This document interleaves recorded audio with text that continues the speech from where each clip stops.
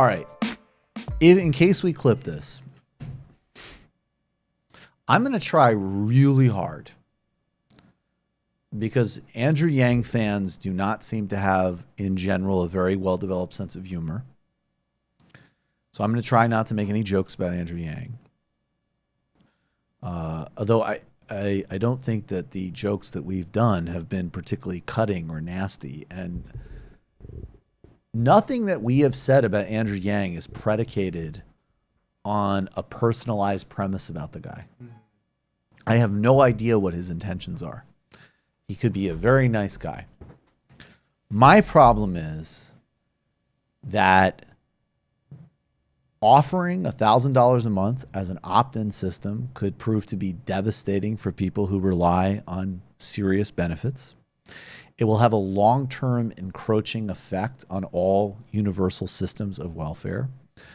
I'm unclear what his position on Medicare for All is, and like other things, it seems to very much change depending on whether he's talking to a left-wing host or a right-wing host. My sense is he supports some kind of public option. I know that he opposes a $15 minimum wage. And I also know that he doesn't have any other plans for, like, as an example, if you give people $1,000 a month without universal rent control legislation, as an example, most of that money, I have no doubt, will be absorbed by landlords. What other problems have we had on a policy level with Andrew Yang, guys? I mean, just the way that he frames his non-support for a raise in the minimum wage exposes that he really does see his UBI as a subsidy for employers who aren't willing to raise the wages of the people that they're employing. Right. And it's basically a system that he is creating to save capitalism, the system that we have right now, from the problems that it's creating through a tax on the majority of people, while at the same time taking away benefits from those who need it the most and putting them at a lower level. So like if you are already unable to achieve so much wealth because you don't have the same abilities as others and you're not able to work, now you're in a situation where everyone else is $1,000 richer than you each month. Yeah. Yep. We need to illustrate this point because it's something Yang fans never understand, which is like, let's say I have $1,200 a month in handicap transportation costs, right? I don't get Yang bucks because I need that $1,200. That means every one of you guys is getting the Yang bucks. So you can buy some video games, maybe go to the coast or something, like Airbnb something. I can't do that because I have to get this wheelchair. There's no reason that he exempts people with disability payments, for instance, other than ideological reasons of attacking the welfare state. Right. And doesn't he also say, or the logic, and again, it depends on which audience he's speaking to, but if you have enough people opting out of these programs, then they become much easier to attack because they help less people, so therefore they're more politically vulnerable. Add to which, the whole thing is funded by a VAT tax. Now, a lot of people have a lot of weird ideas about what this means, but the reality is that it's a value-added tax. That is the most regressive type of taxation known to humankind. Because if you are poor, more of your income is taken up by that tax on necessities. That's just reality. He says that this is a VAT that is aimed at companies like Amazon because it will be a VAT that will hit transactions with Amazon. This makes very little sense because when he says transactions, as far as I understand, that means on your end, on the consumer end. I don't see how that helps tax Amazon. Maybe he means a slight increase in sales tax for Amazon, but I'm not clear from anything he said. And this is also the same person who rejects a wealth tax out of hand because it would be politically impossible in the Mehdi Hassan interview. This is the argument he made. So he's saying on one hand that he'll use a tax which is universally recognized as hitting consumers to hold Silicon Valley company monopolies accountable, but then he won't go after them on trust busting or tax grounds because that's politically impossible. So I just request, and I know people who love him are very touchy and very, very emotionally invested in this, but just like to use the terminology you like, just follow the logic of that argument a little bit. You want to implement a value-add tax on consumer goods that will target consumers. You say it will hit Amazon, but you don't particularly spell it out, and you can send me the links if he spells out what version of sales tax versus consumer tax, what version will hit the company on the other end, fine. But then we all know he won't do any big, bold thing to actually hold these companies accountable because supposedly that's politically unacceptable, politically impossible. So think of how that actually is going to end up playing out. It will be profoundly regressive.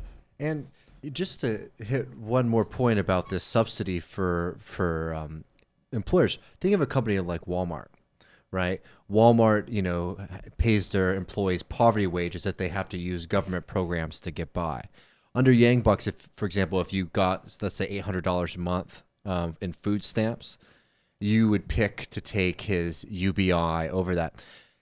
And that's the way that they frame it. So what's happening now to those workers is everyone else is now getting an extra $1,000 on top of it, while this worker who's basically is already being subsidized by the federal government because this one of the wealthiest companies in the world refuses to pay them a living wage. Yang wants to jump into that by continuing to subsidize those workers while creating a much larger wealth gap between those workers and the rest of society. And so we're going to play this Yang clip in a second where he confirms everything that we've been saying in his own words. But the reason that I care about this, because look, the reality is that this is basically a novelty candidacy that has like no currency outside of online. If you mention this to normal people, they don't know who he is. Mm-hmm. But it disturbs me profoundly that one, any like energy that could be going into something constructive like Sanders is going into this. And secondly, he's monopolizing space in an area, that it is ultimately going to matter. Are robotics going to cost people jobs in the future? Yes, to some extent. It's actually disputed, and he might be exaggerating those effects. He might even be exaggerating the effects of what kind of jobs are going to be lost first. Some of the jobs that actually will be lost fairly soon, according to some people, are like white-collar jobs. But the idea that his answer to this is to capitulate to Silicon Valley and these companies just as a matter of course, and then pay people off with a relatively speaking small amount of money that will be distributed in a very unfair way that jeopardizes the welfare state is a big problem. And I'll just say, look, if you want to add UBI to a full Medicare for all social democracy system that is paid for through reclaiming wealth taken by the corporate sector and oligarchs, cool, I'm with it. But that's not what he's proposing. Here he is on Dave Rubin, of all places, talking about what he's really up to. When you say everyone, you mean the person that's from someone that's unemployed to someone that is worth $20 million. They're both getting that $1,000? Yep, that's right. Okay, now how are we going to pay for this thing, right? That has to be the next question. Yes. So first, it ends up costing a lot less than most people think, and there are a few reasons for this. Number one is that about half of Americans are already getting direct support from the government in some form. So my dividend would be universal, but it's opt-in, and if you opt in, you forego benefits from certain existing programs.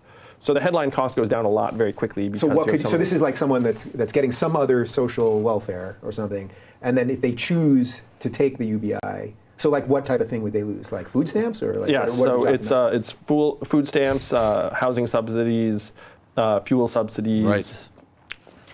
Cash and cash-like programs. We have about 120 welfare programs, most of which are cash or cash-like. So this excludes Medicaid, but it would include food stamps and most other welfare programs. Right. And can you split the difference on that? So could you say I'm going to only take $500 a month UBI, and I'm going to take, $500 a month? So you can't. So you have to pick one, basically. Yes. Yeah.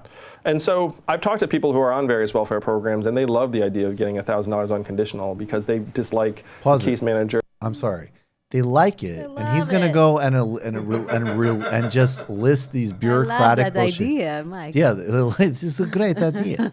No, but this is the same thing that offended me to begin with. This is analogous to slumlords and the real estate speculators in this city going to people who are totally cash strapped and getting them out of apartments that are saving their lives and their housing situation because they're so desperate for liquidity that they will take a deal that makes no sense in the long term.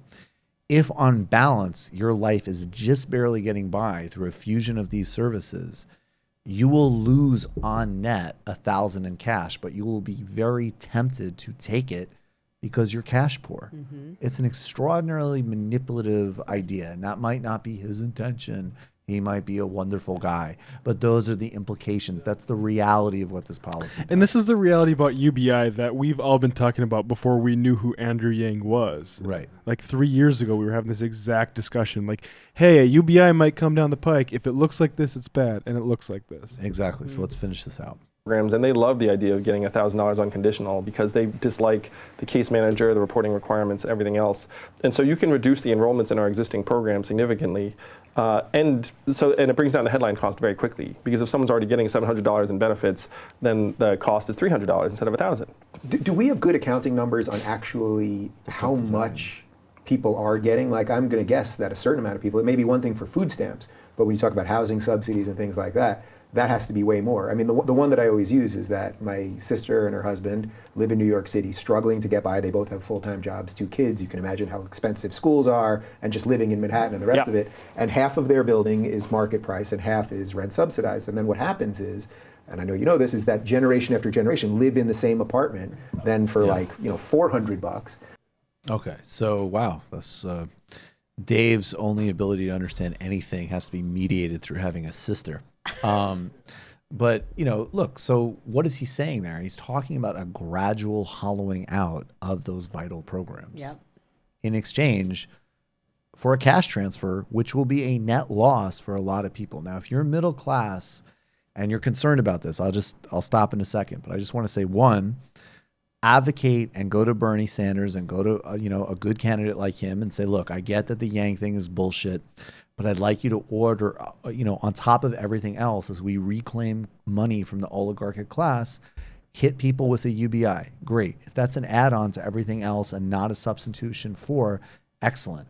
And on the other hand, if you think that there is going to be some type of big stimulative effect from this, it mostly won't be. It will be for a little. You know what? It will be great for the podcast business. Yeah. But in a lot of places, this money will just get sucked up by added rents. Yeah. Because there's no control on it to begin with. The first place this will go is landlords' pockets. Yeah, go to Ruben's example of his sister's rent in New York City. If I'm a New York City landlord, I'm thinking, wait, every one of these people has an extra $1,000 a month. I'm getting me a third of that at least. Absolutely. And it doesn't just need to be New York. It can also be in all of these Midwestern places that these people are always talking about.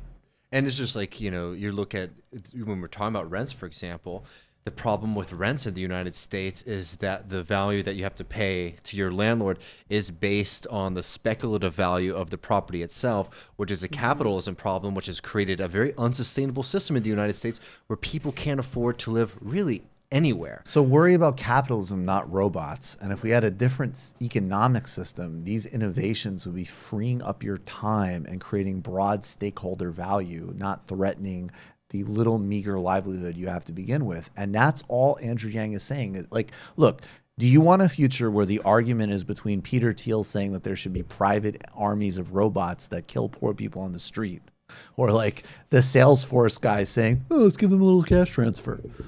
I still think we can do better than that.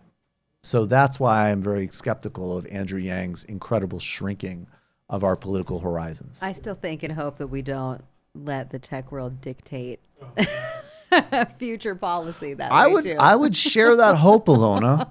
That's why I'm very concerned. Primarily, they are the ones always talking about a UBI. Right. Absolutely. And it's clear why. And it's, and it's wrapped in this like benevolence of like, we realize the impact our technology is having on the world and on society. And so like, we want to start these conversations, but it's problematic to say the least. To help with connectivity. You've just watched a Michael Brooks show video, and you can watch all of our full main live shows every Tuesday night at around 7 p.m. Eastern Time, and subscribe to get all of the clips you want. We're covering the globe.